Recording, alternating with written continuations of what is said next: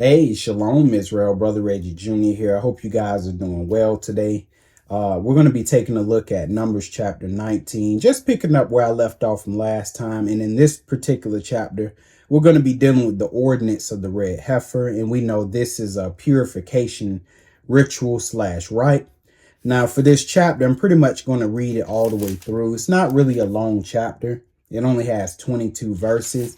And it's pretty much self-explanatory, so I'm not going to stop a whole lot unless I feel like it's really necessary. So if you want, you could skip out on this chapter. But if you want to continue reading with me, hey, so be it. But we're going to just go ahead and read this one all the way through.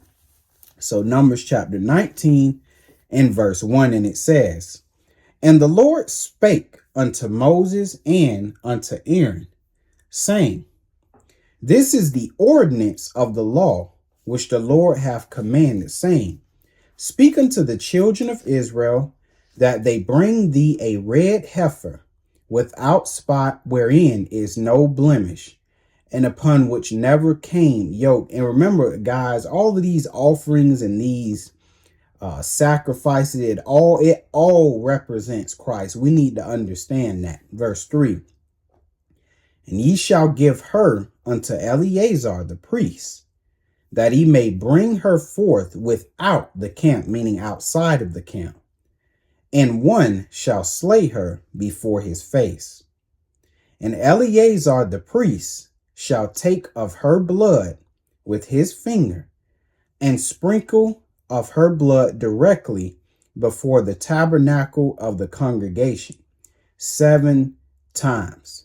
And I'm just going to go ahead and say it, guys. If we were to get a time machine and go back to when the Levitical priesthood was sacrificing animals and offering up animals, man, it would look like some scary stuff. It'll look like some spooky stuff because we're not used to that. We slaves in captivity, no culture, no identity. So when we read these things, we can't really relate to it. We can't really connect to it because we've been so disconnected from our heritage and from our customs that this stuff looks weird, brothers and sisters. And of course, we're not doing this now because we have Christ, but still, we're totally disconnected from this stuff. Even when you see these little scary movies, you know, them little spiritual movies like Exorcist and all of that, you have the priest sacrificing a lamb or something like that, and people think it's scary and just weird. But brothers and sisters, these were the things that were done in ancient times. And it wasn't just Israel that did it. Other nations used to do it too. Ritual sacrifices, offerings. Now they did it to other gods, but we did these things to the living God, the Most High. But we're so disconnected today that this stuff seems weird. And I won't even lie, even to me. I mean, I've been a slave since I've been born, so I can't really relate to what I'm reading right here. This stuff is foreign to me. Now, I read enough to where I understand, but I can't really connect with it because we've been discontinued from our heritage, okay? But I don't want to really get too deep in that. Let's keep reading, guys. Verse 5. It says, and well, I don't know if I finished verse 4, so I'm going to reread verse 4. It says, "And Eleazar the priest shall take of her blood with his finger and sprinkle of her blood directly before the tabernacle of the congregation 7 times. And one shall burn the heifer in his sight, her skin and her flesh and her blood with her dung shall he burn. And the priest shall take cedar wood and hyssop and scarlet and cast it into the midst of the burning of the heifer." Okay, so they're pretty much casting that stuff in while the heifer is burning in this fire. So they're burning that stuff too in the fire with this heifer. 7. "Then the priest shall wash his clothes, and he shall bathe his flesh in water, and afterward he shall come into the camp, and the priest shall be unclean unto the even. And he that burneth her shall wash his clothes in water, and bathe his flesh in water, and shall be unclean unto the even. And a man that is clean shall gather up the ashes of the heifer, and lay them up without the camp in a clean place, and it shall be kept for the congregation of the children of Israel, for a water of separation. It is a purification of sin. So that's what this whole ordinance of the red heifer was about. This was a purification ritual for sin, point blank and period. 10. And he that gathereth the ashes of the heifer shall wash his clothes, and be unclean until the even. And it shall be unto the children of Israel and unto the stranger that sojourneth among them for a statute forever. Verse 11.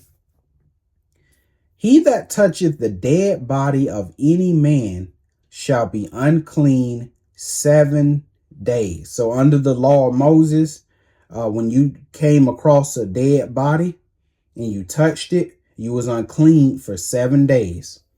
He shall purify himself. And when we say unclean too, this is regarding like the tabernacle. You were basically ceremonially unclean. Verse 12. He shall purify himself with it on the 3rd day. And on the 7th day he shall be clean. But if he purify not himself the 3rd day, then the 7th day he shall not be clean. Whosoever toucheth the dead body of any man that is dead, and purifieth not himself, defileth the tabernacle of the Lord. And see, brothers and sisters, that's what it was all about. That's why you could not enter into the tabernacle or later the temple when you were unclean, because you would defile the temple. And the Lord took that very serious. That was not a joking matter. That was very serious, to the point what? And that soul shall be cut off from Israel. So the Lord he would cut you off. He wasn't playing, because the water of separation was not sprinkled upon him. He shall be unclean. His uncleanness is yet upon him. Okay. This is the law when a man dieth in a tent. And all that is in the tent shall be unclean 7 days. So today, let's just say somebody was to die in their house. The house will be unclean 7 days. And again, brothers and sisters, we're not under that today, but I'm just trying to give you an updated version of what that probably would have meant. He says, all that come into the tent and all that is in the tent shall be unclean 7 days. So if your mother, your father, your grandmother, your aunt, uncle, if you were to go in their house and you found them dead, not only would the house be unclean, you would be unclean. Verse 15. And every open vessel which have no covering bound upon it is what? Unclean. So let's just say somebody in this house died and I came and found them dead. This right here that I'm drinking, this celery juice, it will be considered unclean, but it's not right now. Nothing like some good old celery juice, y'all. But yeah, it'll be considered unclean. Verse 16. And whosoever toucheth, and being in captivity, we are oblivious to all of this type of stuff. And again, we're not under this now. We're under Christ. But it just goes to show you how separated, how far we truly are from our heritage, because we've literally been cut off as a people. And I mean that in every sense of the word. We've been cut off from our customs, our identity, our heritage. any type of laws, any of that stuff. We've been completely cut off. And now we're living as heathens in these lands that we've been driven into. But let's keep going. 16. And whosoever toucheth one that is slain with the sword in the open fields, or a dead body, or a bone of a man, or a grave, shall be unclean 7 days. So you know how people like to go to graves and put flowers down and touch all over the grave. They would be considered unclean. Again, we're not under that, guys, but I'm just trying to give you an example of what it would mean. 17. And for an unclean person, they shall take of the ashes of the burnt heifer of purification for sin, and running water shall be put thereinto in a vessel. And a clean person shall take hyssop, and dip it in the water, and sprinkle it upon the tent, and upon all the vessels, and upon the persons that were there, and upon him that touched a dead bone, or one slain, or one dead, or a grave. And remember, King David, remember, he couldn't build the Lord a temple because his hands was bloody.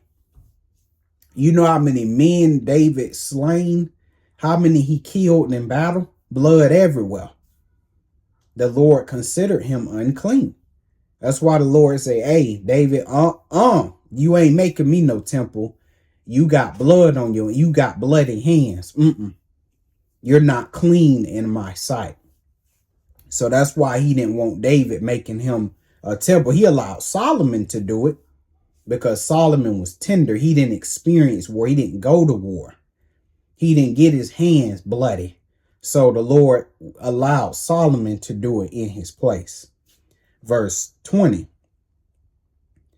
But the man that shall be unclean and shall not purify himself, that soul shall be cut off from among the congregation, because he have defiled the sanctuary of the Lord.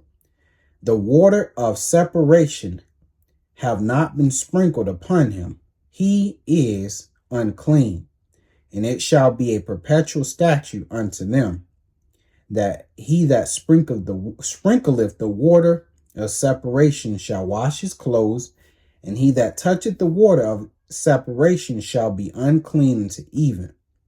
And whatsoever the unclean person toucheth shall be unclean, and the soul that toucheth it shall be unclean unto the even. And that is pretty much the end of the lesson. But before I close it out, we're going to go ahead and go to Hebrews chapter 9. I just got to find it first. Give me just a second, y'all. Okay, Timothy, Titus. Here we go. Hebrews chapter 9. And I'm going to read verses 13 and 14.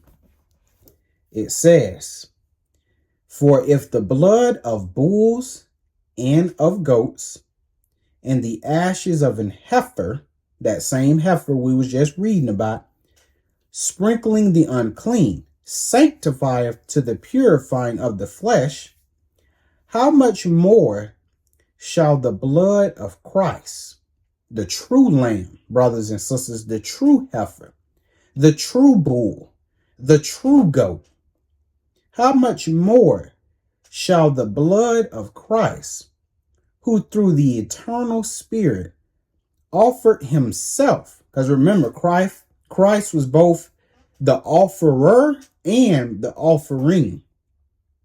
How much more shall the blood of Christ, who through the eternal Spirit offered himself without spot to God, purge your conscience from dead works to serving the living God. You know what them dead works was? That was all of that sacrificing. That was all of that offering. All of that trying to keep the law to try to purify your mind to get right with God. But you could never do it. It was just impossible. You could not do it.